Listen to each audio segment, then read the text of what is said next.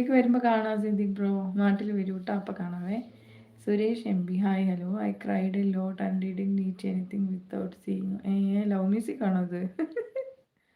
Love മ്യൂസിക്കിൻ്റെ അതേ dialogue. ചെയ്യാൻ പറ്റുന്നില്ല, പക്ഷെ സബാൻ ചെയ്തിട്ട് കയറുന്നില്ല എന്നല്ല പറഞ്ഞത്.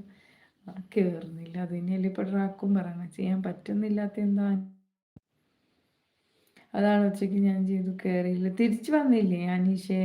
തിരിച്ചു കയറിയില്ല, ഇങ്ങോട്ടേക്ക് വന്നിട്ടില്ലല്ലോ. ഞാൻ ഇന്ന് ഇത് അറിഞ്ഞിട്ടേ ഉള്ളൂ, ബാക്കി പറയുന്നുണ്ട്.